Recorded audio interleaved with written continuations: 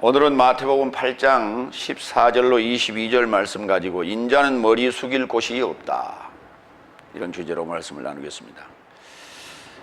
계속해서 산에서 내려오신 예수님과 무리는 지금 가버나움에서 지금 오늘은 벳세다라고 하는 곳으로 이동을 합니다.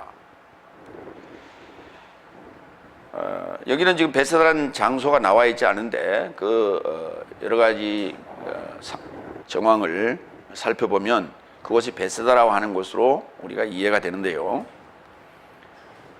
갈릴리 바다가요, 계란 모양이라고 생각을 하시면 됩니다.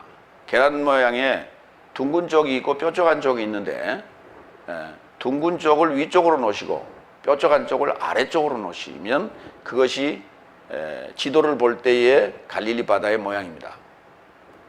그 상황에서 11시 방향의 쪽이 가버나움이에요. 그리고 12시 방향이 벳세다입니다.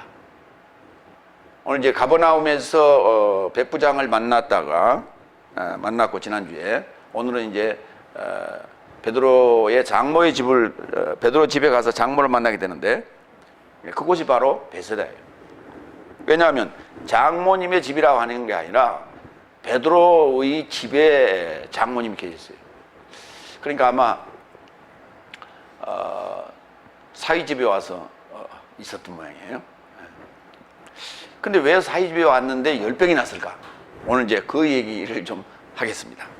첫 번째로 8장 14절로 15절, 페트로스의 장모 열병을 치료하는 예수님. 그러니까 가버나움에서 벳세다는 가장 가까운데요. 그렇게 글쎄 그게 한 1km나 될까요? 가까운 거리. 14절, 그리고 예수께서 페트로스의 집에 이르고자 가셔서 열병을 앓고 내동댕이 쳐진 그의 장모를 알아보시고, 널브러져 있다고 할 수도 있고 내동댕이 쳐져 있다고 할 수도 있는데, 이게 던졌다는 단어예요. 던져져 있다. 아래로 그냥 이렇게 던져져 있다. 이제 우리가 널브러졌다는 표현은 이런 거예요. 이제 정리가 안 되고 그냥 애들이 막 장난감 책 이런 거 막 방에 이렇게 여기저기 이렇게 흩어져 있는 상황을 널브러졌다고 하고요. 이게 이제 내동댕이 쳤다는 것은 누군가 지금 막 돌보고 있지 않다, 이런 상황이겠죠. 지금 보니까 글쎄 페트로스의 와이프는 어디 가셨는지 지금 보니까 언급이 안 됐어요. 언급이 안 됐어요. 싸우고 나갔는지 어쩐지. 하여튼 상황은 그렇게 썩 좋은 상황은 아니에요, 지금.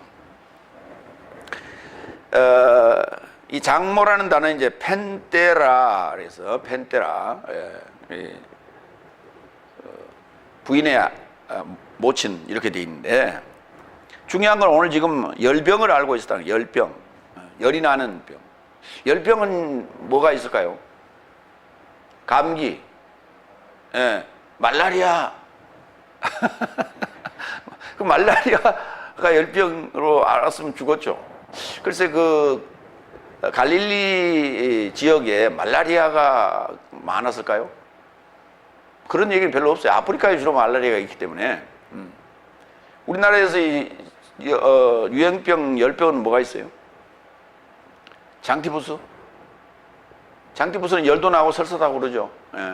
여름에 우리가 이제 뭘 잘못 먹으면 그렇게 됩니다. 그런데 이 열병이라는 단어는 피레토스라고 하는 형용사입니다. 어떤 증상을 얘기하는 건데 열이 나는 병이에요. 이 단어 어디서 왔느냐면 불타다, 피로, 불타다. 그 다음에 피르, 불입니다. 그 다음에 열병을 앓다, 피레소. 그럼 열병은 피레토스고 열병을 앓다는 피레소인데, 피레소라는 동사에서 만들어지는데 결국 어디서 오느냐? 불에서 오는 거예요. 불타는 거에서. 그러니까 지금 장모님하고 같이 사는 거예요. 지금 베드로가 장모님하고 같이 사는데 집을 나갔는데 지금 안 들어오는 거예요. 그렇잖아요. 예. 산상순이 한참 걸렸지 않습니까? 산에 갔는데 도대체 어디를 앉는 거예요? 그래서 이제 물어봤겠죠. 야, 배서방 어디 갔냐? 그러니까 산에 갔습니다. 산에 뭐 하러 갔냐? 뭐 뗄감 하러 갔냐? 아니요. 거기 무슨 뭐 세미나가 열린다고 그래서 거기 갔답니다. 근데 왜 안 온대? 그 세미나가 무슨 세미나인데? 아니, 갑자기 무슨 뭐 예수님인가 뭐 메시아인가 하는 분이 오셔가지고 세미나를 하는데 그걸 왜 들러 갔다냐? 그랬더니 아마 그 목사가 되려고 아마 그런 것 같습니다. 그러니까 장모님이 지금 이게 열딱지가 나기 시작한 거예요. 그렇죠? 그렇지 않겠어요? 괜히 어떤 병이라는 얘기가 없는 거예요. 지금 상황으로 보면 그런 거예요. 지금. 그러니까 지금 아마 이 소식을 듣고 왔는지 아니면 베드로 집에 계속 거주를 하셨는지 그건 알 수가 없어요. 그래서 하여튼 이 화딱지가 났으면은 이거 화병이고 그렇지 않으면은 들렸다가 음식을 잘못 먹어서 이질 설사가 났는지 뭐 여러 가지 지금 복합적인 어떤 그런 상황이 지금 작용하고 있다. 이렇게 여러분이 상상을 하시면 되겠습니다. 고린도후서 11장 29절을 보겠습니다. 이 단어들이 쓰인 데를 좀 봅니다. 누가 약하면 나도 약하지 않겠느냐? 누가 실족당하면 나도 애태움 받지 않겠느냐? 사도 바울이 한 얘기예요. 이심전심. 누가 실족당하면 나라고 마음이 편하겠느냐? 잠도 못 자고 화장실 들락날락거리고 그렇지 않겠느냐? 어우 덥다. 그러면서 그냥 울통 벗고 요즘 같으면 샤워실 들락날락 이게 다 열딱지 나서 하는 행동들이거든요. 거기 그 애태우다는 단어가 바로 비로 불타는 거예요. 아우 속 터져. 그렇죠? 열나 이런 게 다 무슨 어떤 병적인 요소도 있지만 주변에 어떤 환경적 요소도 있다. 야고보서 3장 5절로 6절. 이와 같이 혀도 작은 지체로 돼 호언장담한다. 작은 불이 거대한 숲을 태우는가 보라. 혀도 불이요 불의의 세상이다. 이와 같이 혀는 내 지체 사흘 만에 지명되었으니 몸 전체를 더럽히고 출생의 바퀴를 불붙이며 지옥에 속하여 불붙이는 것이다. 불이라는 게 불이 불을 붙이는 거예요. 근데 그 불이 불을 붙이는 건데 그 불이 뭐냐 그랬더니 이놈이 혀래요. 혀. 글로사. 말이요. 말. 세치되는 혀. 요 세치되는 혀 때문에 사단이 나는 거예요. 사람을 죽이기도 하고 전쟁이 일어나기도 하고 싸움 박질이 나고 다 이게 혀 때문에 일어나는 거예요. 공격 그러면 말 한마디에 공격을 하잖아요. 버튼 눌러 팍 눌렀어요. 막 날아가는 거 아니에요. 말 한마디예요. 쏴라 빠바바바 말 한마디에 이런 일이 벌어지는 거예요. 그러니까 우리가 굉장히 중요하다 말이라고 하는 것이 뭐냐면 이게 뭐냐 말이 뭐냐면 이게 점화 장치다. 점화 장치. 그러니까 불을 갖다가 포에다가 붙여야 이게 팍 나가잖아요. 이순신 장군이 야 쏴라 팍 불을 붙이니까 쥐 붙어가고 팍 나가잖아요.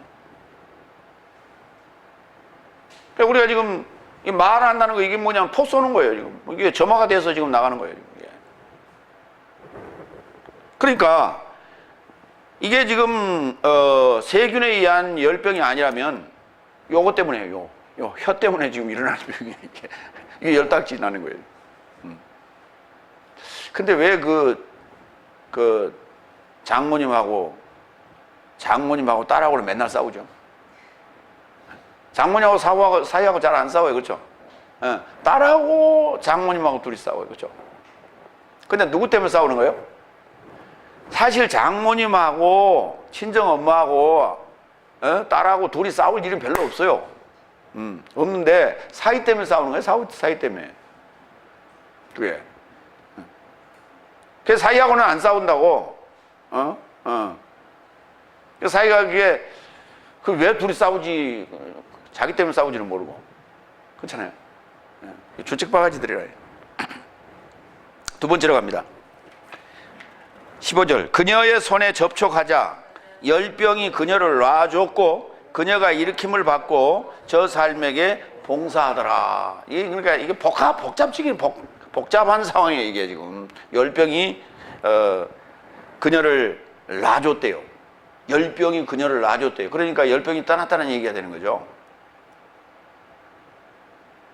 그러니까 세균성에 의한 병일 수도 있고 그렇지 않고 혀의 불 때문에 일어나는 병일 수도 있는 거예요. 그러니까 오늘 지금 사이 베드로 때문에 지금 생긴 요 화병이라면 그때 예수님이 찾아가야 되는 거예요. 예수님이 찾아가서 적극적인 위로를 해라. 그래서 손을 턱 잡았어. 그렇죠? 외간 남자가 와서 손을 턱 잡는 거예요. 그렇죠? 젊은 남자가. 그러니까 어때요? 기분이 어떻겠어요? 야, 이놈아, 너 때문이야. 그래요? 사실 그렇게 할 수 없는 거거든. 사이한테도 직접 말을 못하는 형편인데 사이 선생님이 오셔가지고 손을 턱 잡았단 말이에요. 그죠? 그러니 어떻게 해? 내가 포기해야지.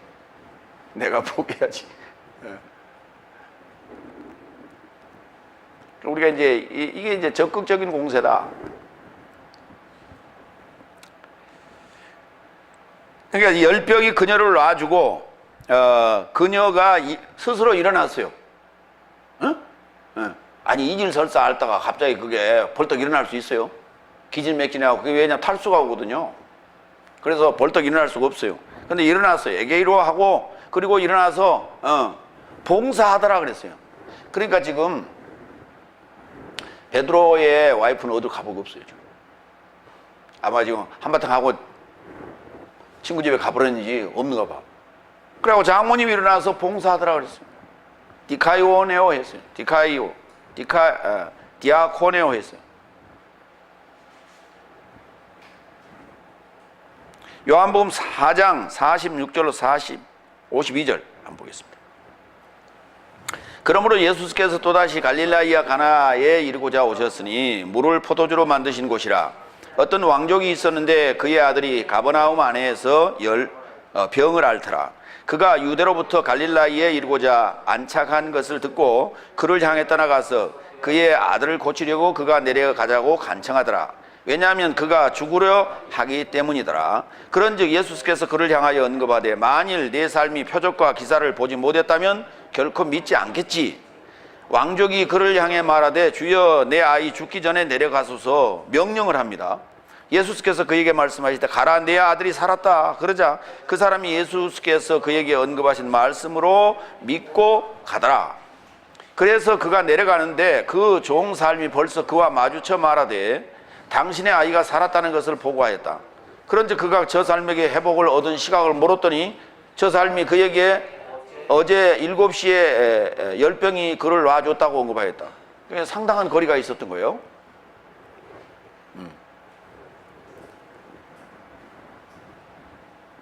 여기도 열병이 그를 놔줬다. 그런데 이제 우리 개혁 성경에는 열이 떨어졌더라 그렇게 돼 있어요. 열이 떨어졌더라. 그러니까 우리는 지금 이제 열이 내렸다고 그러죠. 괜찮네. 열이 내렸네. 그러잖아요. 근데 이게 본질은요. 그 내막은 이런 거예요. 열병이 그를 놔준 거예요. 열병이 그를 놔주고 이렇게 달아난 거예요. 그러니까 열병이 붙들고 있으면은 열나는 거예요. 그러니까 요 혀로 가지고 불을 붙여놨으면 혀로 꺼야죠. 혀로 불을 붙였으면 혀로 절대 못 꺼요. 혀로 불을 붙여놨는데 혀로 끄면요, 예, 불이 더 붙어요. 그러니까 그때는 말이 필요 없어요. 혀로 불을 질러놨을 때는 가서 손을 잡아주라. 부부라면 가서 스킨십을 해라. 그래야 꺼져요. 그렇지 않으면 안 꺼져요. 그래서 이 스킨십이라고 하는 게 굉장히 중요한 거예요. 오늘 손을 댔다라고 하는 거예요. 이게. 아니, 한번 생각해 보세요. 열나고 있는데 37도, 38도 올라가고 있는데 36.5도가 가서 손을 잡으면 어때요? 더 나지? 그래요?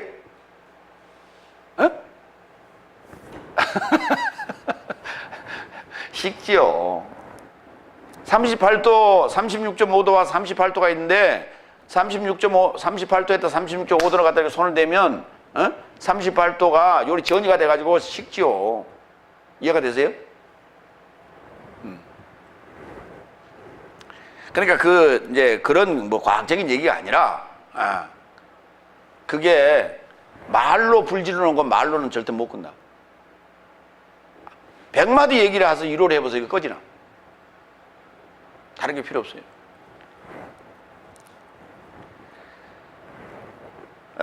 말로 끌 수 있는 건 한 가지 있습니다. 야, 밖으로 나와. 맛있는 거 먹자. 뭐, 요 정도. 좋아한다면. 고린도전서 15장 12절로 15절. 일으킴을 받았다 그랬어요. 스스로 일어났습니다. 일으킴을 받았어요. 일으킴을 받았다는 말은 무슨 말이냐면, 왜 이게, 자, 열병이 떠났으면, 열병이 그를 놔줬으면 그냥 일어나면 되잖아요. 근데 왜 일으킴을 받았어요? 누가 일으켜줬어요? 누가 일으켜줬다는 얘기는 아니에요. 왜? 그러고 나니까 해야 될 일이 있는 거예요. 손님이 왔으니 이게 대접을 해야 되지 않습니까? 그래서 그 상황 때문에 일어날 수밖에 없었더라. 수동태로 일어나게 됩니다. 고린도전서 15장 12절로 15절. 일어난다는 의미가 뭐인가? 그리스도께서 죽음 삶에서 일으켜졌다고. 이거 수동태예요.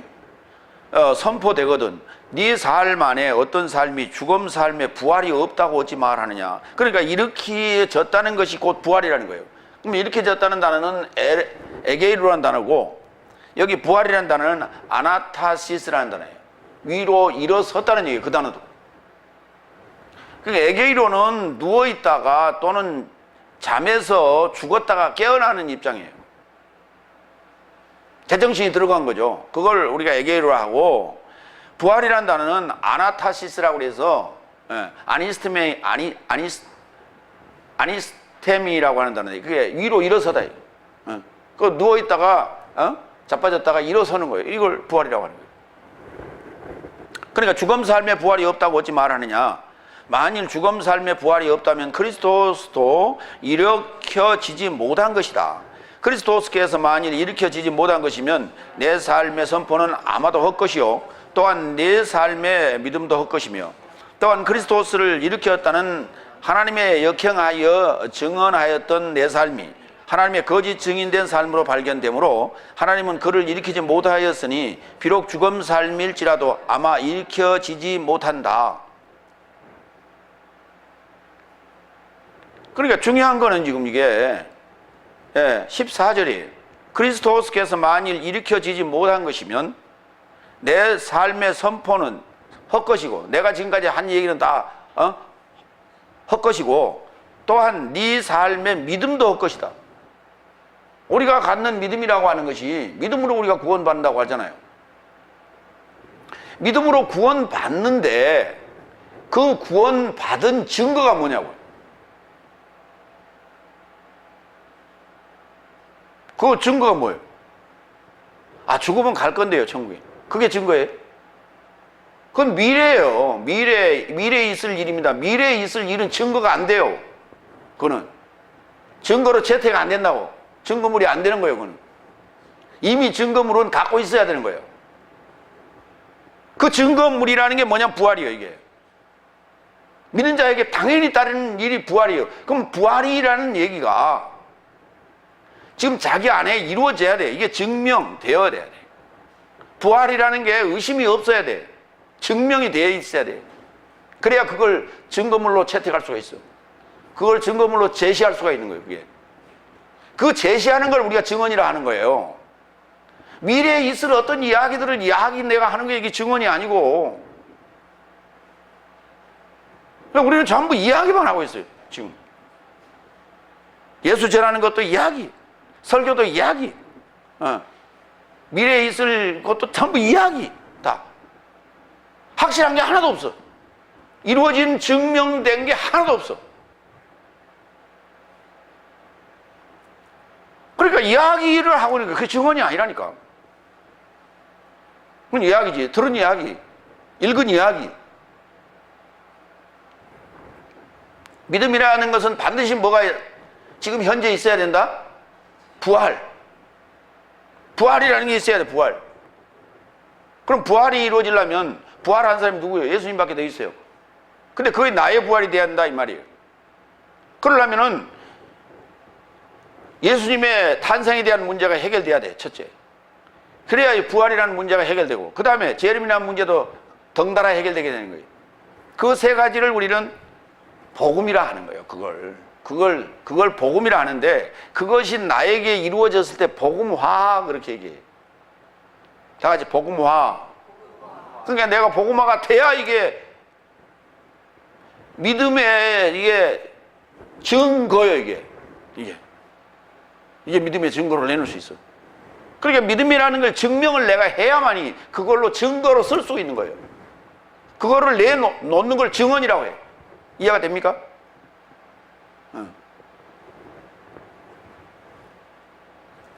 그러니까 이게 우리가 에게이로, 아니 목사님, 베드로 장모가 아니 열병을 앓고 있다가 일어나는 거 그거 하고 부활하고 뭔 상관이 있습니까? 그러니까 이야기로만 아는 사람은, 성경을 이야기로 아는 사람은 그게 이 단어가 아무 소용이 없어. 따로따로 쓰이는 거예요. 베드로의 장모가 일어날 때는 그냥 일어난 얘기고, 고린도전서 15장에서 일어났다는 얘기는 부활과 관련된 얘기고, 이건 딴 얘기라고 보는 거예요. 지금 이걸 천만에. 오늘 지금 베드로 장모가 일어나서 누구한테 봉사를 했어요? 그리스도스한테 봉사를 하잖아요. 이것이 바로 부활된 자의 모습이라니까. 이것이 베드로전서 4장 10절로 11절. 봉사. 각각 은사를 취하였던 만큼 하고, 하나님의 다양한 은혜 가진 좋은 청지기 삶같이 내 자신의 삶에 이르고자 그것으로 봉사하라. 봉사할 때 뭘로 하라고요? 다양한 은혜 가진 좋은 청지기 삶같이 하라고요. 집사, 집 관리하는 그 청지기 같이 하라고. 남의 일처럼 하지 말고. 교회를 다녀도요, 남의 집에 다니는 손님같이 왔다 갔다 하시는 양반들이 있어. 그 교인이 아니요. 내가 필요한 것이 뭐가 있는가 찾아서 하고, 서로 나누고 돕고 그래야 되는데 늘 왔다 가는 손님이야. 처음에야 그럴 수 있지. 며칠 동안은.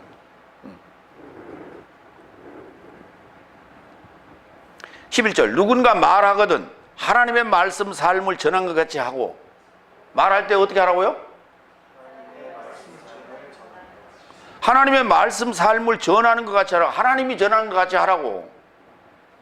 하나님이 전하는 것 같이 해야 돼. 근데 꼭 어디서 전해들은 얘기, 그냥 어디서 읽은 얘기 같이 하고 앉았다고. 그게. 누군가 봉사하거든 하나님의 공급하시는 힘에서 나는 것 같이 하라고. 마지못해서 하지 말고. 이는 모든 삶 안에서 하나님이 그리스도스 예수로 인하여 영화로워지려 하며 그에게 현세 삶에 속한 내세 삶에 이르는 영광과 권능이 있도다. 아멘. 영화로워지는 거예요. 영화. 아니, 뭔 영광이 있어야 뭘 영광을 받지. 응? 뭐가 있어야 영광 받으소서. 그런데 뭐 말로 한다고 그냥. 지금 다 말로만 해요. 영광 받으라고.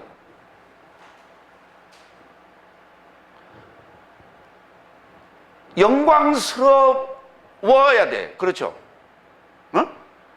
아버지가 자식이 출세를 해야 영광스럽지.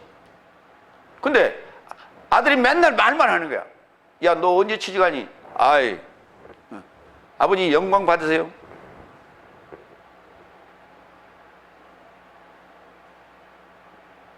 말로만. 취직을 해서 선물도 좀 주고 용돈도 좀 주고 그리고 진급도 좀 하고 신문에도 좀 나고 그래야 그래서 아버지가 영광스럽지. 근데 말로만 해. 말로만. 맨날 거짓말이에요.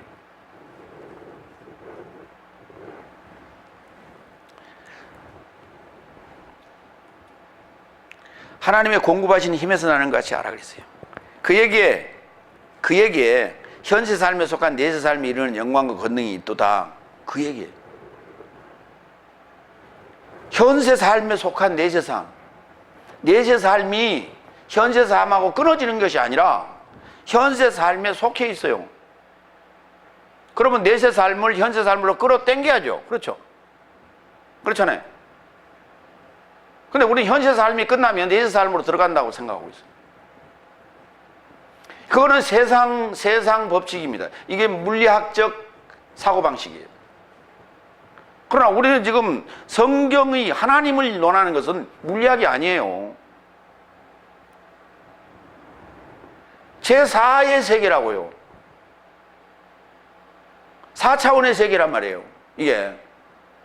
그런데 4차원의 세계에서 4차원의 세계를 얘기하고 있는데 4차원의 천국을 얘기하고 있는데 우리는 3차원적 사고로 그걸 이해하려고 내가 목숨이 끊어지면 간다라고 착각하고 있어. 그러니까 현세 삶하고 내세 삶은 끊어져 있어요. 우리는 현세 삶에서 내세 삶을 절대 경험 못하는 거예요. 3차원의 세계는 그렇습니다. 그러니까 우리가 4차원의 세계로 이해가 되어야 4차원의 사고를 해야만이 내세적 삶을 현세적 삶으로 끌어당기는 거예요.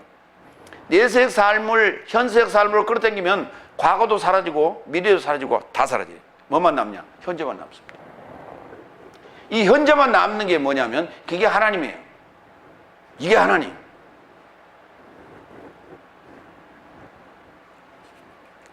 두 번째로 갑니다. 마태복음 8장 16절로 17절. 귀신영 삶을 내쫓고 흉악한 병을 치료하고 에사이아스의 예언이 체험을 지금 말하고 있어요. 그러니까 잘 보세요. 이게 이제 굉장히 중요한 얘기예요. 앞으로도 이런 얘기 많이 나오는데 병 고치고 귀신 쫓아내는 얘기가 많이 나오는데 예수님께서 하신 일은 이사야의 예언이 채워지는 역사를 보여주는 거라니까. 이게 채워지는 것이다. 이게 구약의 예언이 채워지는 얘기다. 이게 그러면 한번 생각을 해봐요. 우리 지금 뭐 귀신 쫓아낸다고 하는 그 축사 능력을 행하는 분들이 몇 분이 있죠? 네. 그 사람들이 한번 보세요. 그게 구약의 예언이 지금 채워지는 것을 지금 하고 있는 거예요.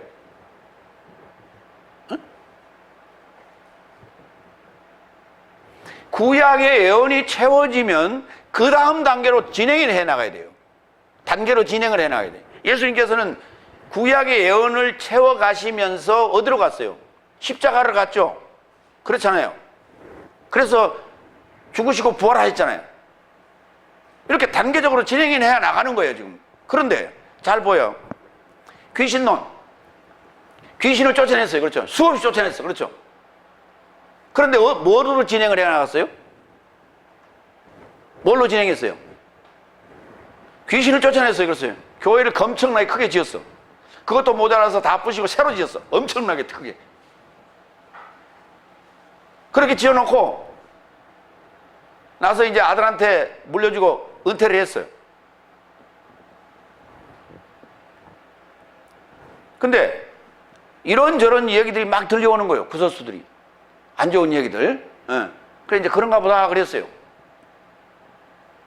워낙 범접할 수 없는 상대니까. 예. 왜냐하면 그런 사람들을 만나봤더니 이러거든.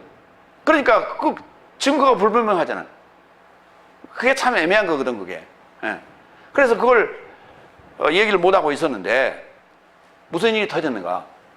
교회가 현재 빚이 1,600억이래요. 빚이 1,600억.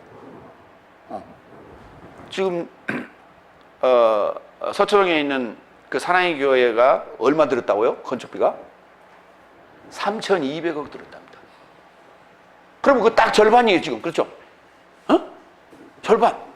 그거 지금 지은 지가 5년인데 아직도 지금 빚 절반이에요. 그런가 하면 한 달에 5,400만 받았대요. 5,400씩. 사립비 말고 목회비로. 근데 그걸 또 이자를 놔가지고 이자 돈을 3,600억 지급받았대요. 그리고 며느리 집이 몇 채고 아들이 부동산이 얼마고 이렇다는 거예요. 그러니까 그게 구약의 예언이 어디다 채웠어요? 구약의 예언을 채우는데 귀신을 열심히 쫓아내고 나서 결과적으로 어디다 채웠어? 다 주머니 채운 거야. 구약의 예언을 채운 게 아니라 능력이라고 하는 그것을 빙자해가지고 자기 주머니를 다 채웠어. 자기 주머니만 채우면 괜찮겠어요. 아들 주머니, 며느리 주머니 다 주머니마다 다 채웠어.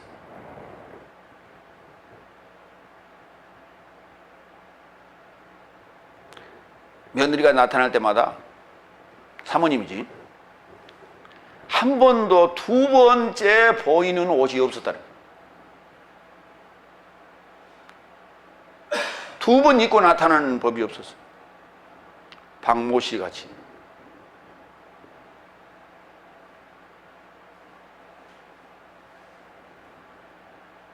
그건 아닌 거예요.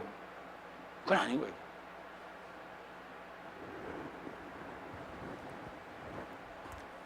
세 번째 16절.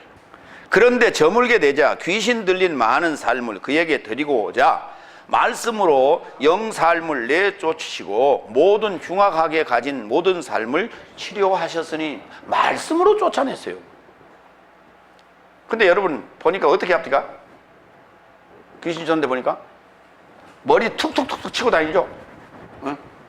머리 툭툭툭툭 치고 다녀. 그런 거 하면 악을 쓰대요. 나가! 막 그러고.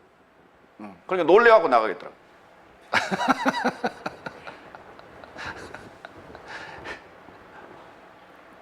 그러니까 그렇게 악을 써야 되니까 엄청 먹어야 돼요.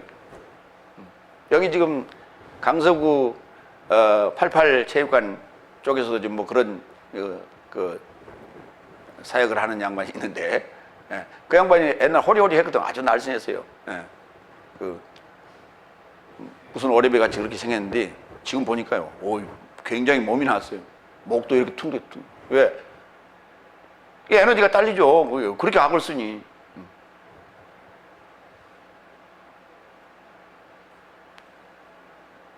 그냥 이렇게 몸만 채우면 상관없는데 주머니를 채우면 이제 문제가 돼요. 귀신. 말씀으로 쫓아냈다니까요. 말씀으로 치료하셨어요. 자, 귀신이라는 단어를 좀 보겠습니다. 다이모니조마이. 다 같이 다이모니조마이. 이게 귀신 들리다예요. 그냥 귀신이 들렸으니까 귀신이 이제 보였죠. 예. 귀신이라는 단어는 두 가지가 있는데요. 다이몬이라는 단어도 귀신이라고 하고요. 다이모니온도 귀신이라고 합니다. 다이몬은 남성 명사고 다이모니온은 중성 명사예요. 여러분, 귀신 쫓는데 현장에 가니까 무슨 귀신이 나타납니까? 그거 안 봤어요, 여러분? 동영상으로도 안 봤어? 무슨 귀신 나와? 그러니까 일반적인 귀신, 저기 텔레비 같은 데서 뭐 누가 귀신 봤다 이런 얘기 했죠? 그런 거 막 나오죠? 예. 그런 귀신은 주로 무슨 귀신이요? 처녀 귀신. 그 다음에 몽달 귀신. 처녀 귀신은 알죠? 뭐인지. 몽달 귀신은 뭔지 아세요? 총각 귀신을 보고 몽달 귀신이라 그래. 그 다음에 이제 할매 귀신. 할아버지 귀신 가끔 나와요? 잘 안 보이네, 할아버지 귀신은. 그런데요, 그 귀신 쫓는 현장에 보면 할아버지 귀신도 있어. 삼촌 귀신도 있고, 애기 귀신도 있고, 그렇죠? 그렇잖아요. 별 귀신이 다 있어, 그렇죠? 애인 귀신도 있겠지. 친구 귀신도 있고, 별 귀신이 다 있는데, 여기 성경에 보니까, 기준은 성경입니다. 성경이 보니까 남성 귀신하고 중성 귀신밖에 없어요. 그럼 성경에 가장 많이 쓰이는 단어가 중성 귀신이에요. 남성 귀신은 그렇게 많이 안 쓰였어요. 중성 귀신? 이렇게 많이 쓰였는데, 아니, 여러분, 중성 귀신이 누가 중성 귀신이요? 할매 귀신이 중성 귀신이요? 처녀 귀신이 중성 귀신이요? 몽달 귀신이 중성 귀신이요? 어느 귀신이 중성 귀신이요? 세상에 중성 귀신이 있어? 그러니까 하는 얘기예요. 왜 이건 성경은 안 살펴보고 그냥 한글로 해놓은 것만 그냥 들여다보고 지 마음대로 해석하냐고. 자기들 마음대로. 이거 따져봐야지. 자, 물어볼게요. 이스라엘 땅에 예수님 오시기 전에 지금 우리가 알고 있는 이런 귀신들, 아까 귀신론이 말하고 있거나 아니면 서양 사람들이 봤다는 귀신, 이런 귀신이 예수님 탄생하기 전에 있었을까 없었을까? 크게 얘기해봐요. 있었을까 없었을까? 당연히 있었겠죠. 그렇죠? 당연히 있었겠죠. 근데 구약 성경에는요, 귀신이라는 단어가 없어요. 구약에는 귀신이 없습니다. 예수님이 나타나시니까 귀신이 나타나요. 그러면 우리 지금 교회 밖에서 일어나는 귀신 얘기들은 성경 얘기하고는 전혀 딴 얘기죠. 그렇죠? 예, 성경은 그 얘기를 하고 있는 게 아니라는 거예요. 그렇죠? 왜? 밖에서 일어나는 건 처녀 귀신도 있고 몽달 귀신도 있고 할매 귀신도 있다니까. 예. 몽달 귀신만 여기 해당될 수 있어요. 여기. 남성이니까. 여성 귀신이 없다니까. 그러니까 지금 그 귀신론 그 사역장에서 일어나는 그 나타나는 증세들도 그거 다 가짜야. 성경에서 얘기하는 요 남성 귀신이나 중성 귀신이 아니에요.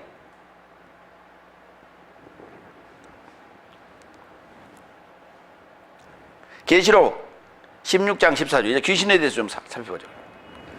16장 14절. 왜냐하면 저 삶은 땅과 모든 거주지의 왕 삶을 접하러 가서 전능하신 하나님의 큰 그 날에 전쟁에 이르고자 저 삶을 모으려고 표적을 행하는 귀신 삶의 영삶이다. 전쟁하려고. 이게 6째 대접 때 일어나는 현상이에요.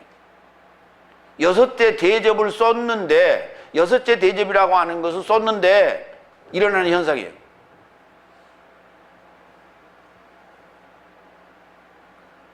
여러분, 지금 귀신론, 거기서 귀신 축기하는 게 그게 6째 대접을 쏟는 거예요?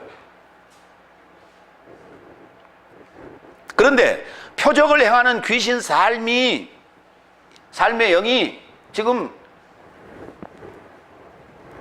하나님과 전쟁을 하려고 사람들을 모으더라는 거예요. 예. 귀신이 그러고 다닙니까?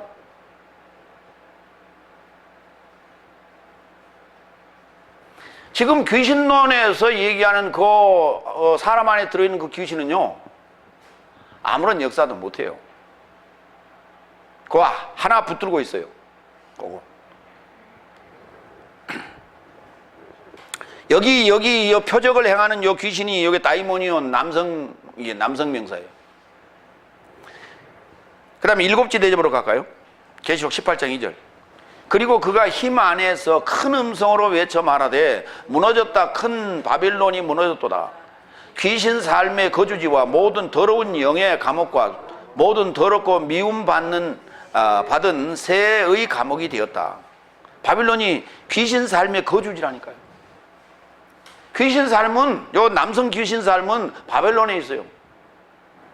저기 중동의 바벨론 말고 저와 여러분 속에 혼합 사상으로 갖고 있다면 그게 바벨론이에요.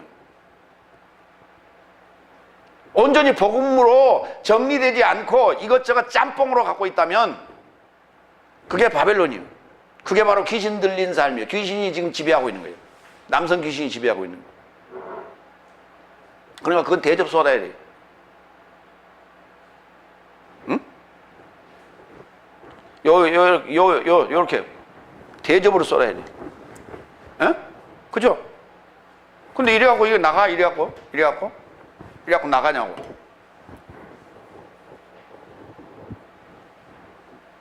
그리고 대접도 이런 대접이 아니라니까요. 그러면 큰 대접이라고? 아니, 그런 대접 말고. 진노의 대접. 그러니까 진노의 대접을 쏠 때는 어떻게, 나가! 그래야죠. 그거 아니요.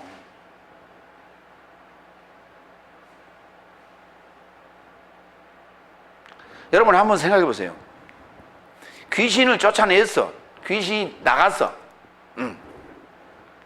귀신이 나갔으면 도로 귀신이 들어와요, 안 들어와요?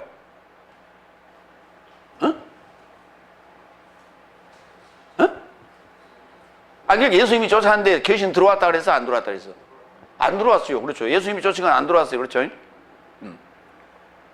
근데 어떤 자는 들어왔어요, 또? 집이 소재되고 정리가 돼서 다시 7 귀신을 데리고 들어왔네. 그러니까 그건 능력이 없는 거예요. 그러니까 이놈의 귀신이요, 하나를 쫓아냈더니 7을 불었어요. 그렇죠? 그러니까 7 귀신을 쫓아낼 수가 있을까 없을까?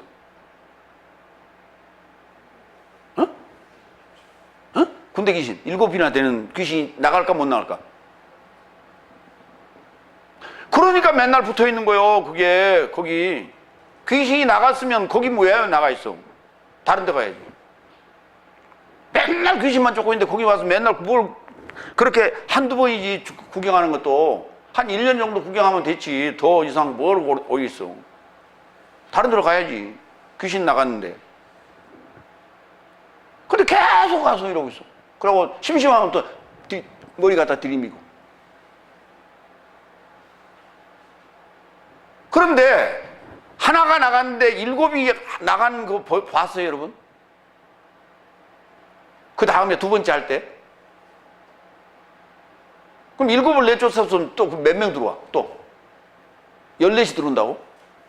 갈수록 강해지네?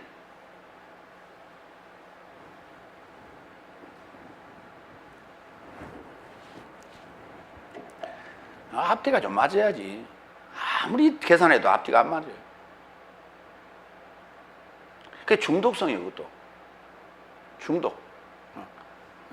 갖다 이렇게 들이밀고 나갔다 그러면 시원한 것 같아요, 머리가. 또 한 몇 달 지나면 또 무거워. 그러면 갖다 대고 또 나갔다 그러면 또 시원한 것 같아요.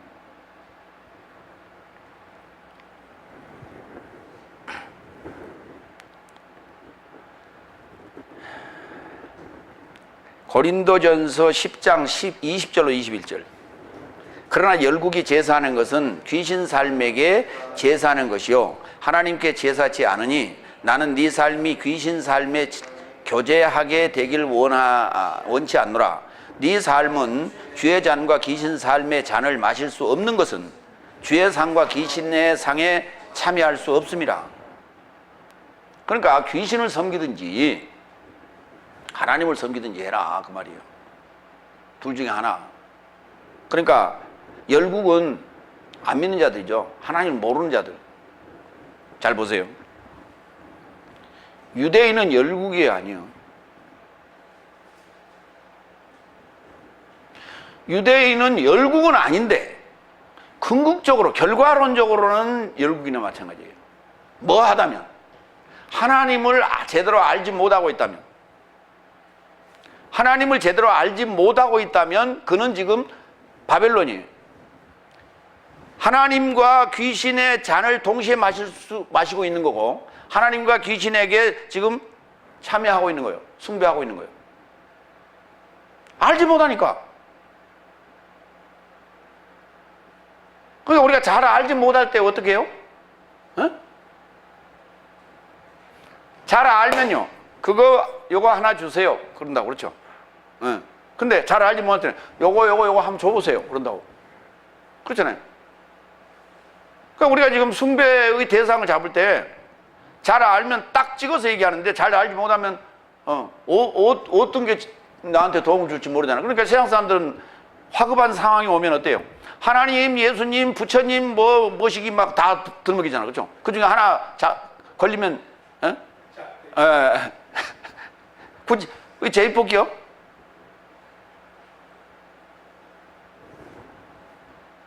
그러니까 제대로 알지 못하면 이 상황이 온다는 거예요. 예. 곧 그 숭배의 대상이 된다. 귀신이라는 게. 요때 귀신은요, 이게 드러난 귀신인데 이건 중성 귀신이에요. 다이모니온. 이렇게. 그 귀신은 숭배의 대상이지 들어갔다 나왔다 쫓겼다 이게 아니라니까 지금. 그러면 오늘 지금 귀신 들린 자가 말씀으로 귀신이 나갔다는 얘기는 지금 뭐 했다는 얘기예요? 하나님을 숭배하게 되었다는 거죠. 긴가민가 하다가 두 양다리를 걸치다가 지금 하나는 정리했다 그 말이에요 지금. 예. 네 번째, 어떻든 예언자 예사이아스로 인하여 구전되어진 것이 채워지게 하려고 말씀하시되 그는 내 삶에 연약한 삶을 취하셨다고 질병을 취하셨고 질병을 짊어지셨다. 예. 이게 요 구절이요, 17절 여기 인용한 이 구절이 이사야 53장 4절이야. 딱 한 절. 그 딱 한 절을 지금 채우고자 오신 거예요. 읽어볼까요?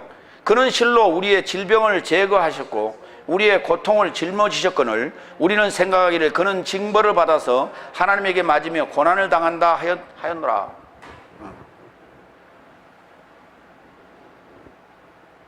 그러니까 한순간을 얘기한 게 아니라 전체를 얘기해 놨어요. 53장 4절 5절 그렇게 했는데,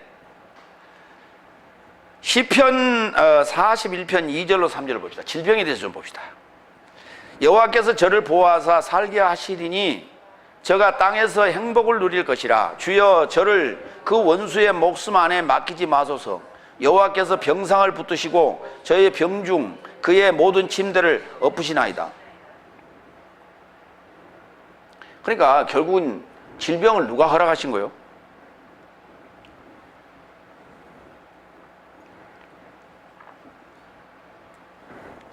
하나님이 허락하신 거예요. 뭐 하려고? 깨닫게 하려고요. 뭐를 깨닫게 하려고요? 내가 지금 사단에 사로잡혀 있다고? 이제 모르니까 밖에서 보니까 그렇게 보이는 거예요. 뭐 잘못한 게 있었겠지. 죄 지은 게 있었겠지. 회개를 안 했겠지. 사탄에 사로잡혀 있겠지. 라고 얘기한다고요. 근데 그러니까 그 병이 나았어도 깨달음이 없어요. 나았어도. 그러니까 우리가 질병이 나타났을 때 원인을 알고 있어요, 대충. 그렇죠? 원인은 대충 알고 있어. 근데 원인을 모르는 사람이 있어요. 그 사람이 이렇게 얘기합니다.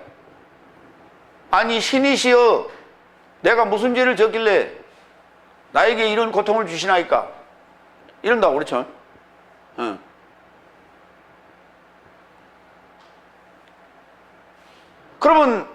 그러면 이제 그래서 어쨌든 간에 병이 나았어. 그렇죠? 예, 그래갖고 병이 나았는데, 그러고 나서는 깨달음이 없어요. 왜? 누가 일러주는 사람이 없으니까. 그 병에 대해서 말하는 사람은 누구밖에 없었어요? 의사밖에 없었지. 그러니까 이제 의사가 뭐가 되는 거예요? 고마우신 분이 되는 거지. 그분이 신이 되는 거예요. 그게. 그러면 질병을 왜 주냐? 내 안에 지금 사탄이 있습니다. 근데 다들 없다고 해요. 자기는 예수 믿으니까 자기 안에 사탄이 없다고 착각을 하고 있어요. 자기는 예수 믿으니까 자기 안에 귀신이 없다고 착각을 하고 앉았어요.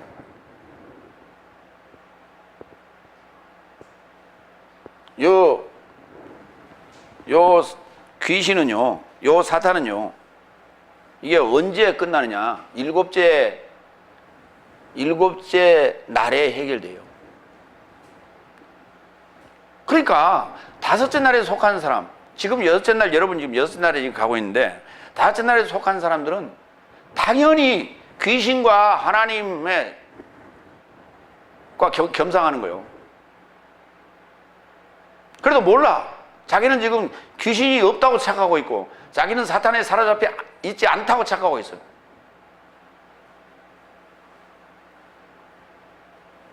내 안에 사탄이 있고 내 안에 귀신이 있기 때문에 당연히 질병은 당연한 거예요. 그걸 통해서 내가 내 안에 사탄을 제거해야 되겠구나. 이것은 일곱째 날에 가야 해결된다더라. 이 비밀을 알고 나면 육신에 나타난 병 치료해야죠. 그러고 나서 깨달음이 와야 되는, 그 깨달음을 얻는 거예요. 그걸 통해서. 근데 그 깨달음이 없으니까 병 나았어요. 그렇죠? 병을 나았어. 근데 그 병을 나아준 자가 목사님이 나아준 게 아니고 의사 선생님이 나아줬어. 그러니까 의사 선생님이 더 위대해 보이시죠, 목사님보다. 그러면 안 된다니까.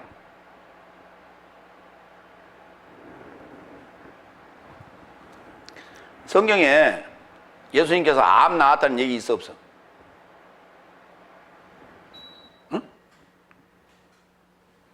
암 나았다는 얘기 있어, 없어? 없잖아요. 그때는 암이 없었을까? 있었어요. 그때도. 암이라는 게 뭐예요? 이게 스트레스예요, 스트레스.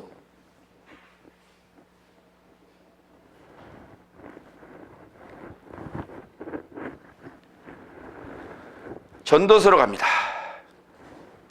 1장 18절. 지혜가 많으면 번뇌도 많으니 지식을 더하는 자는 근심을 더하게 한다. 그래요. 많이 공부했으니까, 많이 아니까, 지혜로운 사람이니까 병 안 오겠죠. 아니, 의사 선생님은 어떻게, 의사 선생님인데 어떻게 암이 옵니까?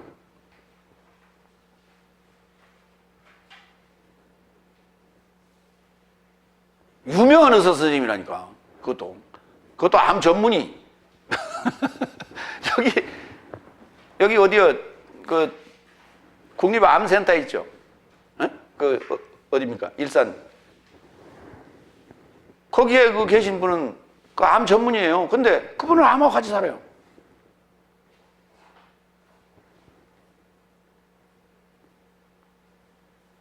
그러니까 그걸 통해서 깨달음이 있어야 돼요, 그게. 우리는 항상 뭐가 왔을 때, 정상을 벗어났을 때 항상 우리는 그것을 통해서 얻는 게 있어야 돼. 깨달음이 있어야 돼요.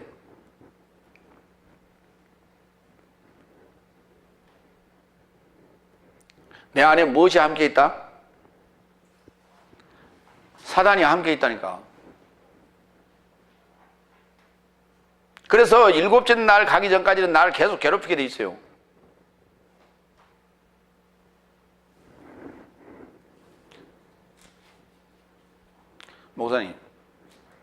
목사님은 왜 그렇게 여기저기 아프다고 그러세요?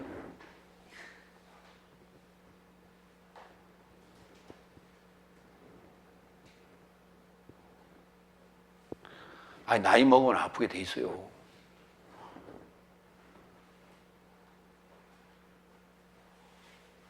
스트레스를 안 받고 살 수 있으면 안 아파요. 그러니까 지금 보면 우리 나는 자연인이다 이런 사람들 있죠. TV에 그런 프로 많은데 그 사람들 보면 다 어디로 가? 중병을 앓았던 사람들이 되게 보면 다 산으로 갑니다. 거기 가서 걱정할 게 뭐 있죠? 네? 땔감 다 주워다 놨어요. 그렇죠? 먹을 거리 다 있어요. 그렇죠? 물 졸졸졸졸 흘러요. 그렇죠? 네. 그 걱정거리가 뭐 있죠? 아, 내일 아침에 일어나서 아침 때거리 뭐 할까? 그 걱정. 그걸 왜 걱정합니까? 그냥 손 가는 대로, 발 가는 대로 움직이면 되지. 아침 때거리를 걱정한다는 것은 자기 외에 누가 있다는 거죠.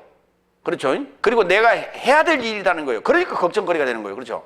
근데 자기가 해서 자기가 먹는데,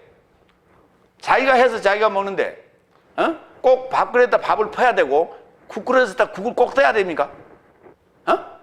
자기 혼자 먹는데? 밥 한 그릇 해가지고 국 한 그릇 끓여서 둘이 갖다 탁 부어서 그냥 싹 말아서 그냥 먹는다고 누가 뭐라 그래요? 아, 그 걱정거리입니까? 거기서 걱정할 게 뭐 있어? 그러니까 병나는 거예요.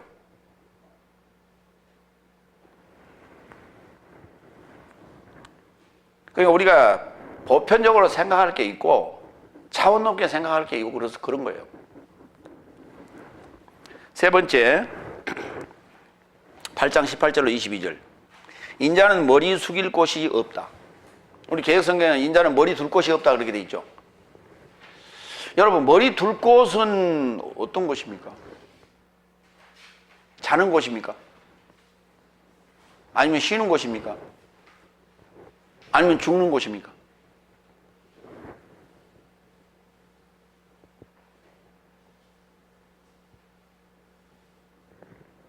우리가 이제 되게 머리 둘 곳이 하나 없다. 이제 저기 남산에 올라가서 이제 밤에 서울 시내를 쫙 바라보면서 저 많은 건물 중에 나는 머리 둘 곳이 없다. 라고 했다면 자기 집이 없다는 얘기죠. 그렇죠? 그 얘기예요. 그런데 예수님께서 오늘 뭐라 하냐면 인자는 머리 숙일 곳이 없다 그랬어. 그럼 머리 숙인다는 말은 무슨 말입니까? 뭐 할 때 머리 숙여요? 절할 때? 그 절은 아니요. 그건 절은 아니요. 안녕하세요. 이건 아니요. 자, 18절. 다섯 번째. 그래서 예수께서 자기를 둘러선 큰 무리를 알아보시고 건너편에 이르고자 떠나라고 명하셨다. 예수님은 한 군데 오래 안 계셨어요. 건너편. 건너편이라는 말을 우리가 이제 이게 종종 나오는데 페란이라는 단어인데 이 건너편이라고 하는 것은 물을 건너가는 거예요. 강을 건너가거나 바다를 건너가는 거예요. 아니 위험하게 왜 바다를 건너갑니까? 이게 지금 아까 제가 12시 방향이 지금 베세다라고 그랬죠. 이게 베드로의 집입니다. 그가 베드로의 집이 있는 곳인데 베세다인데 12시 방향에서 지금 어디로 가느냐면 3시 방향으로 가는 거예요. 우리가 보자면 오른쪽 집 동쪽이에요. 예. 그러니까 옛날 므낫세 반지파가 있던 그 지경입니다. 그쪽. 그쪽으로 가는데 아니 그 지금 12시 방향에서 1시, 2시 방향으로 이렇게 그렇게 해안가로 돌아가면 될 거 아니에요. 걸어서. 그렇잖아요. 근데 거기를 건너가자 그랬어요. 그런다고 그 얼마나 단축이 돼요? 더 위험하잖아요. 급하시긴 급하셨던 거. 건너가자 그랬어요. 그곳이 이제 어디냐 하면 가다라 지방입니다. 지금 오늘 본문에는 이게 등장 안 하는데 지금 저 아래 8장 저 아래 보면 가다라 지방에 거기 군대 귀신 들린 자가 등장합니다. 예. 거라사 지방이라고 하기도 나오고 가다라 지방이라고 하기도 나오는데 가다라가 맞습니다. 예. 가다라로 정리하시기 바랍니다. 그게 거라사 따른 곳이고 가다라가 따른 곳이 아니라 가다라예요. 정확하게. 예. 요한복음 1장 14절을 참조합니다. 그런데 빌리포스는 안드레아스와 페트로스의 동네에서 나서 베사이다에서 떠난 자였더라. 그러니까 빌리포, 안드레, 베드로가 한 동네 사람이에요. 그 동네가 어디냐? 베세다예요. 베세다에서 예수님을 따르는 자들이었다는 얘기예요. 그러니까 아까 베드로의 집이라고 그랬지 않습니까? 베드로의 집에 장모님이 계셨으니까 거기가 바로 벳세다라고 하는 곳이 12시 방향. 마가복음 5장 1절 봅니다. 그리고 저 삶이 바다 건너편 가다라 삶의 지경에 이르고자 왔다. 이 같은 내용입니다. 마가복음 같은 내용인데 그쪽에서는 이게 거라사라고 하기도 해요. 그런데 정확하게 헬라어로는 가다레노스. 네, 이걸 이제 줄여서 가다라라고 부릅니다. 그러니까 3시 방향이 가다라 지방이에요. 우리는 건너간다 그러면 지금 12시 방향이면 5에서 7시 정도 이러면 이제 되게 그럴 때는 뭐라고 하면 건너간다라기보다는 질러간다 또는 관통한다 뭐 이런 표현을 써야 되겠죠. 6번째 19절. 그리고 한 서기관인 다가와 그에게 언급하되 선생님 만일 당신이 어디로 떠난다면 나는 당신과 동행할 것입니다. 참 좋은 소리예요. 참 좋은 소리예요. 근데 예수님께서는 이 서기관의 이 말에 대해서요 대꾸를 안 했어요. 사실은 그 말이 다음 말이 대꾸일 것 같기도 하고 아닐 것 같기도 해요. 왜 해요? 자, 우선 봅시다. 서기관이 뭐 하는 사람인가? 갑자기 여기 서기관이 왜 나타났을까? 우리는 서기관 바리새인 하면은 화 있을 진저 이것만 기억이 나잖아요. 근데 그 중에 서기관이 하나 지금 무리 중에 있는 거예요. 서기관 하면 우리는 주로 어디 있어야 맞아요? 예루살렘에. 그렇죠? 예루살렘에 있어야 되는데 예수님은 지금 갈릴리 지역에 계시거든요. 갈릴리 지금 벳세다, 가버나움 근처에 계신단 말이에요. 근데 서기관이 등장을 합니다. 다 같이 그람마티우스. 예, 그람마티우스. 그 다음에 나는 우리 개혁 성경에 보면은 내가 당신을 따르겠습니다 이렇게 돼 있는데 예수님께서도 나를 따르라 한 적 없습니다. 나를 따르라 할 때 나라는 단어가 목적격을 써야 되는데 전부 역격을 썼어요. 그 표현이.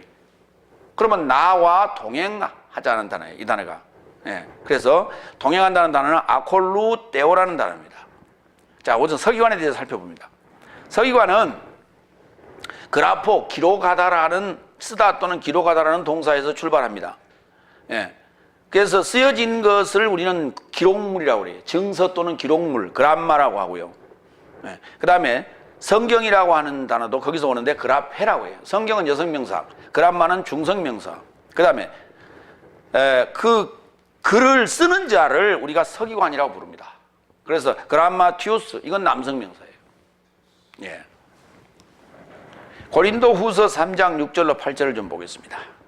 그리고 저가 내 삶을 새 언약의 봉사자 삶으로 만족케 하였으니 증서 그람마로 하지 않고 오직 영으로 하였으니 그람마는 죽이는 것이 죽이고 있으나 영은 살리고 있도다. 돌 안에 찍힌 그람마 안에 있는 사망의 직분이라도 영광 안에서 되어졌으니 폐지되는 모세의 얼굴의 영광을 인하여 모세의 얼굴에 이스라엘 아들들을 주목시킬 수 없었던 것 같이 어찌 영의 직분이 더욱 영광 안에 있지 않겠느냐. 그러니까 모세는 지금 증서를 어디다 받았어요? 증서로 받았죠. 돌에다가 찍어서 두 돌판을 가지고 내려왔단 말이에요. 그게 증서인데 그 모세의 직분이 사망의 직분이라는 거예요. 죄와 사망의 법. 그러니까 모세가 받아온 율법 십계명이 무슨 법? 사망의 법. 그래서 넷째 날, 다섯째 날은 사망의 법이 지배하는 거예요. 이게 첫째 날에서 셋째 날은 죄의 법이 지배하고. 그러니까 그 사망의 직분이라도 영광 안에 있었어. 그러니까 모세의 얼굴에 이 영광의 광채가 얼마나 빛났던지 직접 대할 수가 없어서 수건으로 가리라 그랬다니까. 그런데 영의 직분이야 오죽하겠느냐.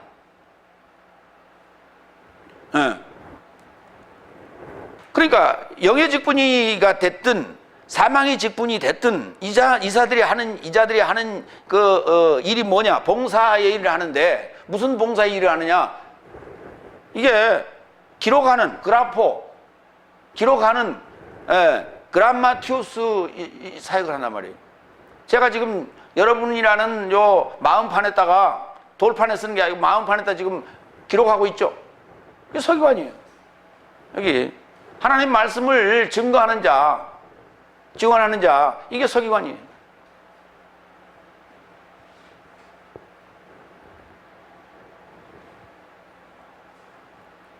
예수님 말씀을 들어봤더니 어땠어요?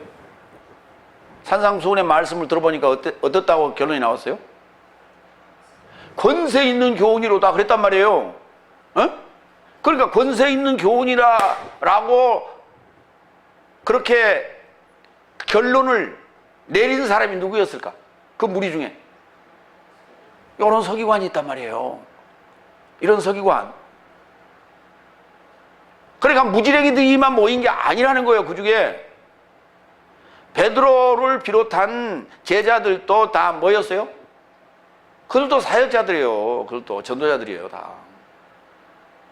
그런데 전도자들만 있는 게 아니라 요 지금 기록하는 서기관도 있더라 이 말이에요. 말씀을 증가하는. 그래서 그 서기관이 보니까 정말 이게 바리새인 서기관과 같지 않더라는 거예요. 전한 메시지가. 요한일서 2장 1절. 내 자녀된 삶이여 네 삶이 죄 짓지 않게 하려고 내가 이런 삶을 네 삶에게 쓰노라. 그리고 만일 누군가 죄 지었다면 내 삶은 아버지를 향하여 위로자 곧 의로우신 예수 그리스도를 지니고 있다 라고 하는 거예요.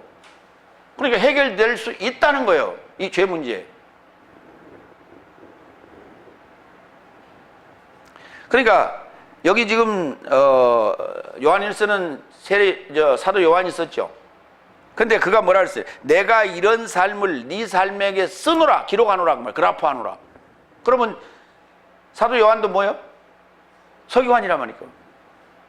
하나님 말씀을 증언하는 자들이 다 서기관이에요.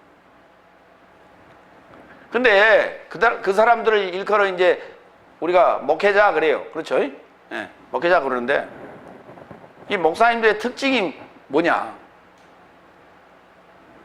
자료 수집에 탁월한 능력을 가지고 있어요. 오늘 예수님께서 산상수훈을 말씀을 하시는데 너무너무 이 기가 막힌 말씀이야. 그래서 그거 다 받아 적었어. 네. 그래서 내려가자 그런단 말이야. 하산하자 그래서 또 내려갔어요. 계속해서 따라다니면서 적는 거야. 왜 적어요? 서기관이 왜 열심히 적어? 에? 써먹으려고. 써먹으려고. 설교자로 준비하는 거야. 열심히. 예. 자료 수집에는 탁월한 능력을 가지고 있어요.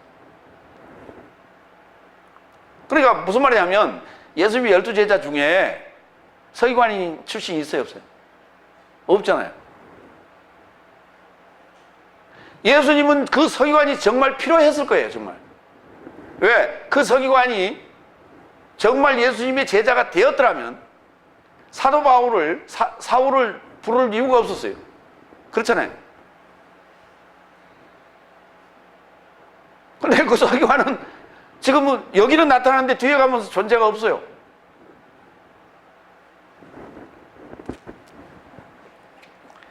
그래서 7절 이렇게 말씀하셨어요. 예수님께서. 그리고 예수는 그에게 말씀하신다. 그에게 말씀했죠. 그 서기관한테 얘기한 거예요. 여우삼도 굴을 갖고 있고 하늘의 새 삼도 둥지를 갖고 있다. 그러나 인자는 머리를 숙일 곳이 없다. 그러니까 진심으로 한 얘기요. 그냥 자료 얻으려고 한 소리요. 서기관이 진심으로 한 소리요. 자료 얻으려고 한 소리요. 자료 얻으려면요 입에 침도 안 바르고 막 얘기를 해야 돼.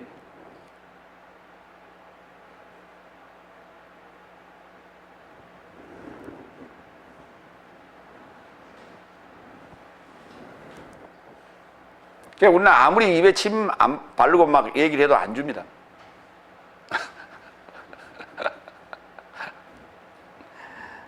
여우. 도대체 왜 갑자기 여기 여우가 등장했어? 누가복음 13장 31절로 32절. 여우가 누군가 좀 찾아보자고. 에? 에. 여우 중에서도 교활한 여우를 우리가 뭐라고 그래요? 백여우 또는 구미호 이렇게 얘기하죠. 네. 그날 안에 어떤 바리새인 삶이 다가와서 그에게 말하되 나가시고 여기서 떠나세요. 야, 참 좋은 바리새인이. 헤로데스가 당신을 살해하기를 원합니다.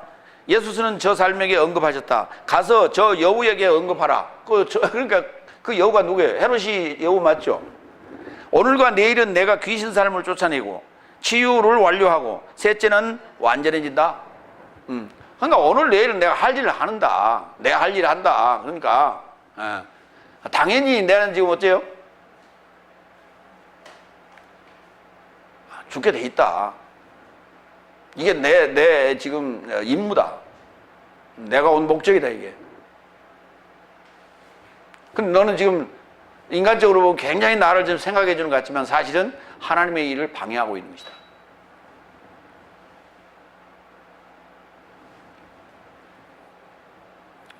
근데 우리는요, 사순절 되면 예수님께서 십자가에 죽으셨다고 막 질질 짜고 그렇죠.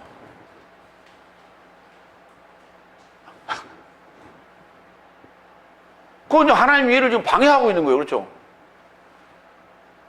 하나님, 어떻게 아들을 보내셔가지고 십자가에 매달아 죽이십니까?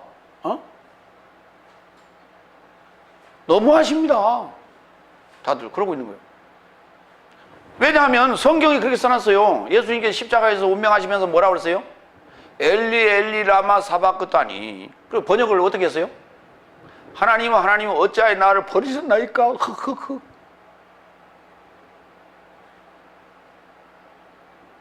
그렇게 써놨어요, 번역을. 그러니까 당연히 야, 너무했다.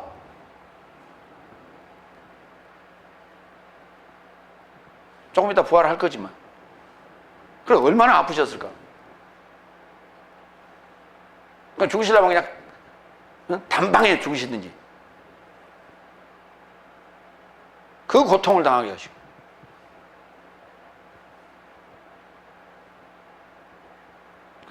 자신과 함께 십자가에 못 박혔다면 감사해야죠. 항상 감사가 넘쳐야 돼요.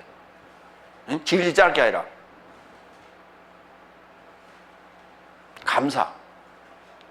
감사한다는 건 현명한 사고예요. 지혜로운 사고예요. 질질 짠다는 건 감성적인 거예요. 감성적인 거. 언제까지 질질 짜고 있어? 맨날. 신앙생활을 50년, 60년 했는데도 지금도 머리가 허해가지고 눈물도 잘 안 나오는데 실자고 아니었어요? 언제까지 그러고 있을 거예요?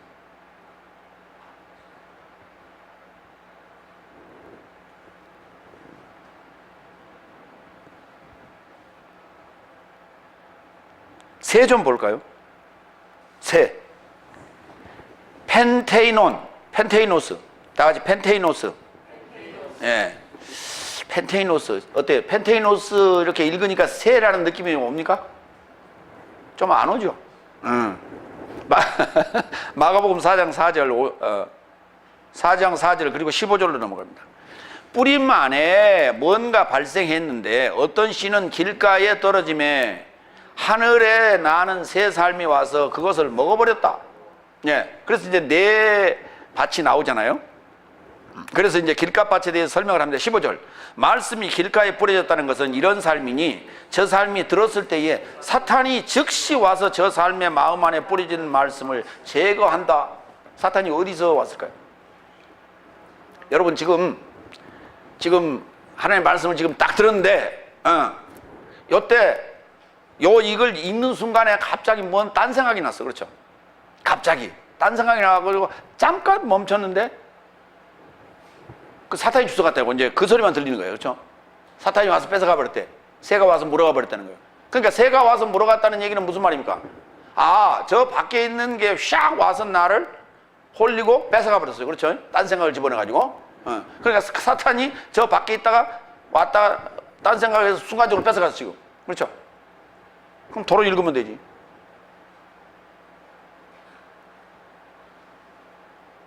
잠깐 지금 놓쳤죠? 딴 생각하다가. 그럼 한 번 더 읽으면 되지.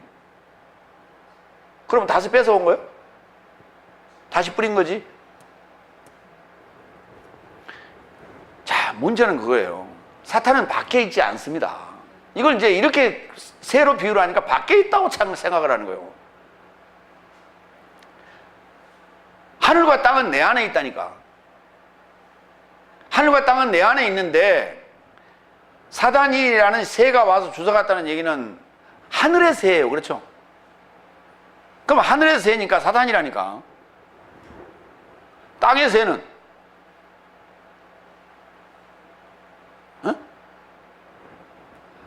잘 보세요. 길가에 씨앗을 뿌렸어.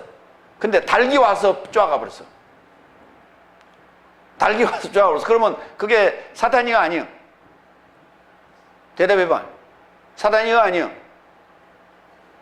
사단이 아니라니까. 닭은 땅에 살아요. 그렇죠? 사단은 지금 현재 하늘의 새라니까. 하나님 역할을 하고 있다고, 가짜 하나님 역할을 하고 있다는 얘기예요. 이게. 근데 우리는 하늘 하니까, 밖에 나가서 새들이 돌아다닌다. 저런 식으로 와서 쪼아가 버렸겠지. 그러니까, 나도, 주일날 올 때는 옷을 단단하게 입고 와야 돼. 그렇죠? 못 들어오게. 넥타이 딱 매고 이렇게. 못 들어오죠. 화장도 좀 짙게 하고. 못 들어오게. 그런다고 못 들어옵니까? 내 안에 있다니까. 하늘도 내 안에 있고 땅도 내 안에 있어. 아시겠죠? 예. 그러니까 중요한 거는 무대 위치 설정을 잘 하라니까. 읽을 때 무대 설정을 잘해. 이걸. 요게 이제 우리가 성경을 아느냐 모르냐예요. 성경을. 창세기는 창세기고 계시록은 계시록이고 마태복음은 마태복음이고 이렇게 보면 성경을 그렇게 보면은 안 보인다니까. 창세기에서도 계시록을 하나로 봐야 돼. 그렇죠? 한 이야기로 봐야 돼. 하나의 이야기로 봐야 돼. 그렇죠? 근데 이 얘기 따르고 저 얘기 따르고 저 얘기 따르고 상황에 따라서 어디는 베드로의 장모가 일어나고 어디는 예수님이 일어났으니까 예수님이 일어나면 부활이고 베드로 장모가 일어난 건 부활이 아니고. 그렇죠? 성경 이렇게 보면 안 된다니까. 그러니까 이제 많이 지금 병이 들어있어요. 잘못된 지식들이 지금 사로잡혀 있어. 이것이 뭐냐면 혼합 사상이란 말이에요. 바벨론이에요. 그게 바로 귀신한테 지금 잡혀 있는 거예요. 내 생각이 정리 안 돼 있어서.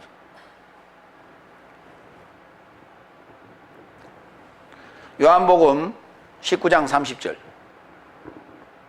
아까 이게 머리 숙일 곳이라고 했죠. 예. 이 숙인다는 단어가 클리노, 다 같이 클리노. 예. 클리노. 머리 숙인다는 말이 무슨 말인가 좀 봅시다. 요한복음 19장 30절. 그런즉 예수께서 신 포도주를 받으시자 언급하시되 마치게 되었도다 하시고 머리를 숙이시고 영을 넘겨줬다. 여기서 머리를 숙였다는 말은 운명. 그렇죠? 운명. 히브리서 11장 34절. 불의 능력을 소멸시켰으며 검의 입 삶을 피하였으며 누가? 믿음의 장로 삶이. 예. 검의 입 삶을 피하였으며 연약한 입으로부터 강건해졌으며 전쟁 안에서 용맹스럽게 되었으며 열국 삶의 진을 함락시켰으며. 이게 믿음의 장로 삶이 했던 11장이 믿음장 아니에요. 예. 거기 열국 삶의 진을 함락시켜버렸어요. 초토화시켜버렸어요. 이렇게. 이게 클리노.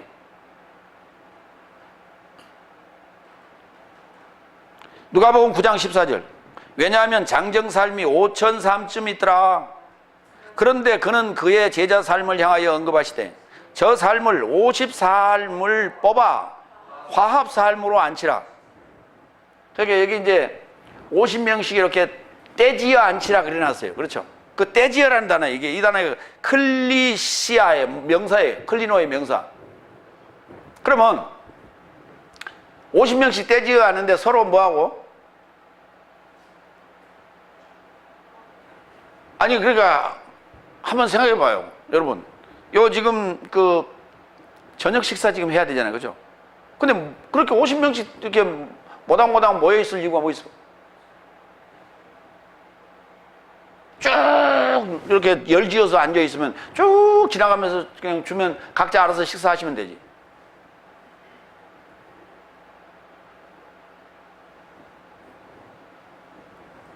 여기 지금 이 클리시시아라고 하는 요 명사,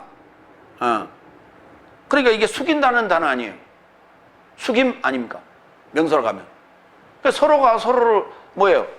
거기 갖다 놓으면 어떻게 돼요? 서로 먼저 먹으려고, 서로 많이 먹으려고, 싸움이 일어나겠죠. 근데 그렇지 않고 골고루 나눠 먹으라는 거예요. 그게. 그런데 보세요. 먹고 남았어요, 안 남았어요? 남았다니까. 남았어. 5광줄이나 얻었어. 모았어요. 그러니까 그들이 아기다툼하지 아니하고 주머니에 보적에다 싸고 간 사람도 없어요. 서로 화합했다 이 말이에요. 이 화합이라고 하는 단어가 그냥 한문인데 화학적 결합이라는 거예요. 서로 자신을 죽이고 상대를 생각하고.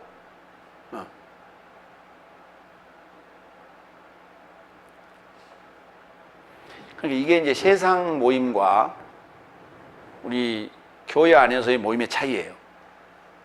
세상에서는 여기 50명 모아놓고 거기다가 탁 가운데다 먹을 거 던져놔봐. 난리 납니다. 그렇죠? 난리나. 그런데 교인들은 기도 딱 하고 한 사람이 일어서서 쭉 떼줍니다. 그렇죠? 그래야 돼. 점잖게 먹어야 돼. 그렇게.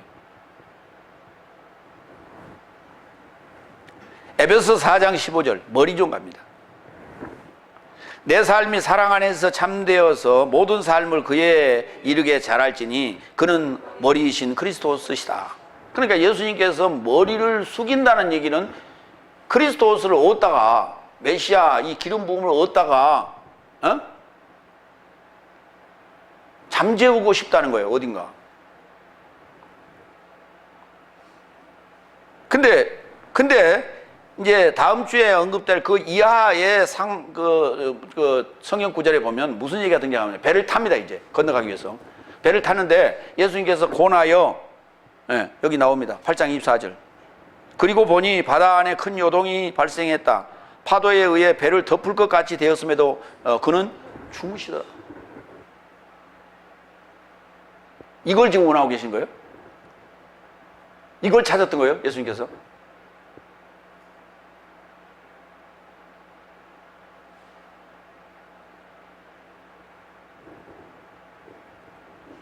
자, 다음 구절에서 해결하겠습니다. 8번째, 1절로 22절.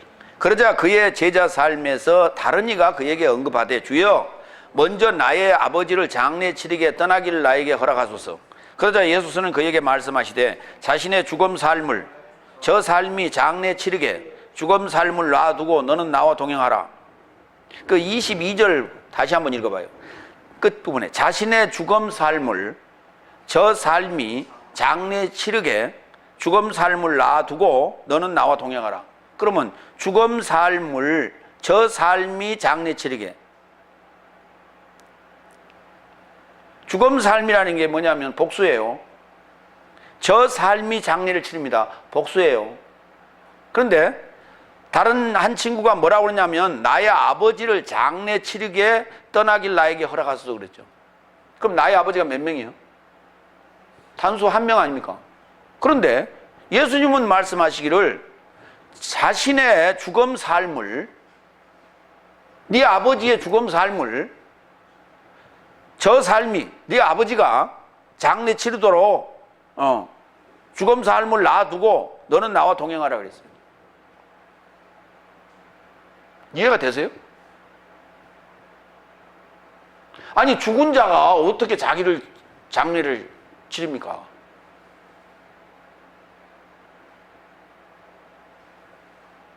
산 자가 장례를 치러줘야지, 죽은 자를. 근데 죽은 자는 죽은 자 보고 장례를 치르라고 너는 산 자니까 가지 말고 나랑 가자라는 거예요.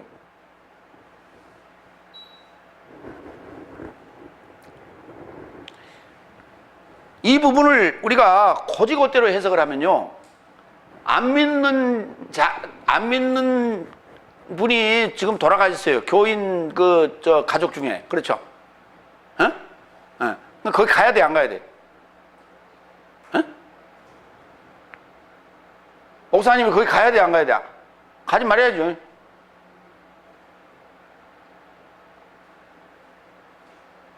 그러니까 그거 믿는 자는 그러면 가야 돼, 안 가야 돼? 집사님 한 분 중에 아버지가 돌아가셔서 안 믿는 아버지가, 그 집사님 가야 돼, 안 가야 돼? 장례식에.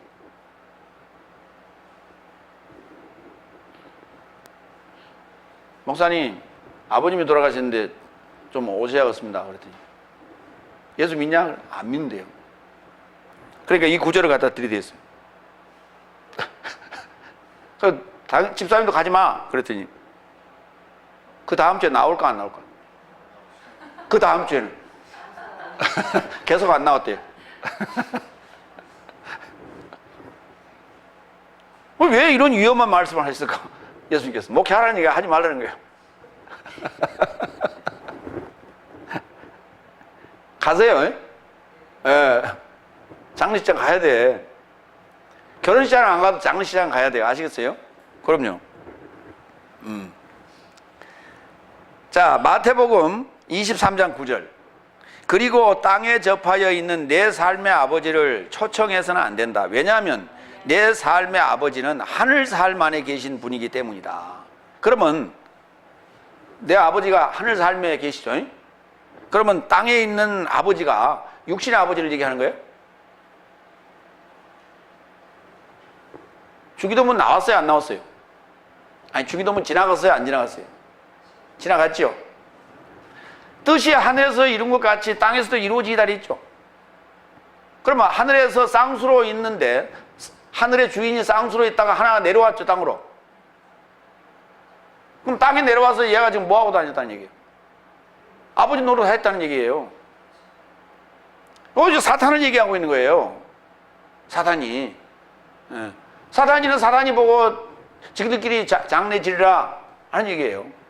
이 얘기가 지금 겉의 얘기로 지금 표면적인 얘기로 기록은 합니다. 이야기는 지금 스타트를 해요. 그러나 예수님 말씀 들어보면 그 표면적인 얘기가 아니에요. 답은 표면적인 얘기가 아니라 동문서답을 하고 계시는 거예요. 지금 실은. 그러니까 우리가 이해를 할 때는 표면적으로 아버지가 죽었다는데 당연히 예수님 좀 너무하신다. 갔다 와야지. 아무리 바빠도 뭐 급해. 거기 예배 시간이 정해져 있는 것도 아니고 가다라 지방에 거기 예배 시간이 정해져 있는 것도 아니고 아니면 거기 좀 며칠 머무면서 야 너 하고 며칠 좀 갔다 와라. 가서 치르고 도와주고 와라. 그러지 그걸 갖다 그래 매정하게 말이지. 그럼 그럴 수 있어? 라고 지금 해석할 수밖에 없는 거예요. 인간적으로 따지면. 그러니까 예수 안 믿는 사람들 이런 거 고트를 잡는 거예요. 야 인정머리 없네.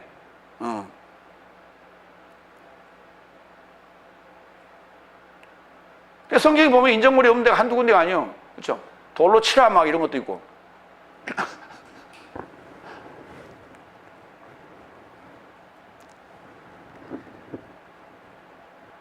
그러니까 땅에 접하여 있는 내 삶의 아버지 그 사단은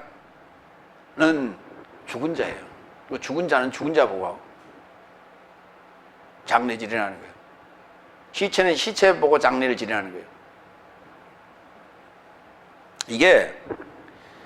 이걸 우리가 죽은 제사 그래요.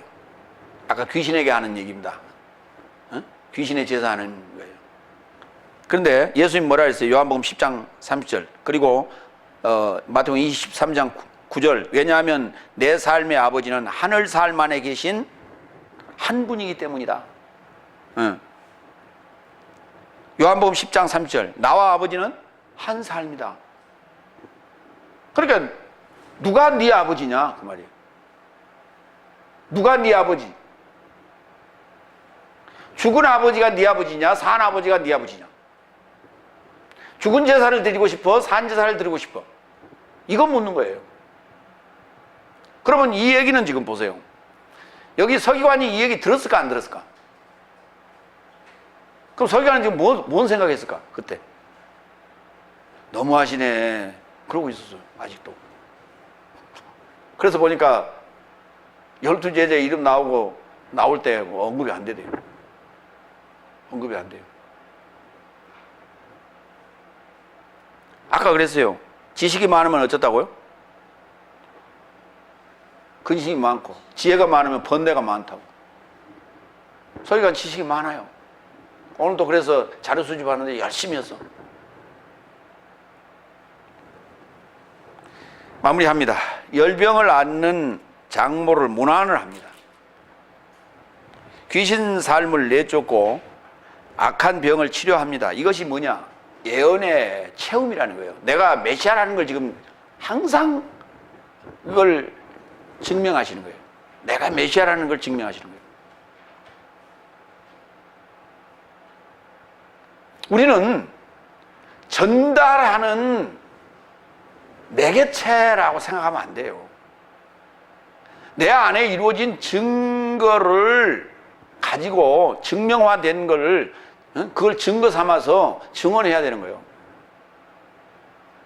그런 것이지 성경이 기록한 걸 전달해주는 아나운서가 아니라니까.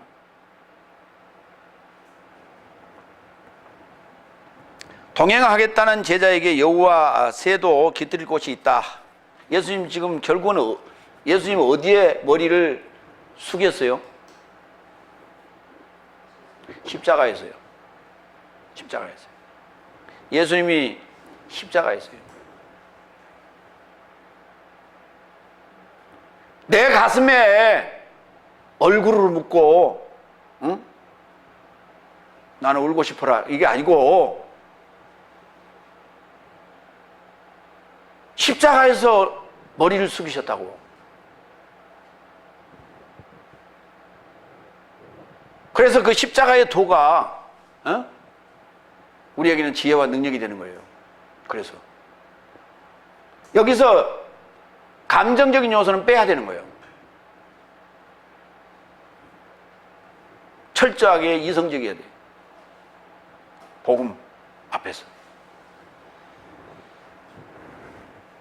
죽은 제사는 저 삶에게 놔두고 산 제사 드릴 곳을 찾고자 합니다. 산자의 하나님이지 죽은 자의 하나님이 아니다 하는 말씀을 또 애둘러서 지금 하고 계시는 것이다. 이건 굉장히 중요한 얘기예요.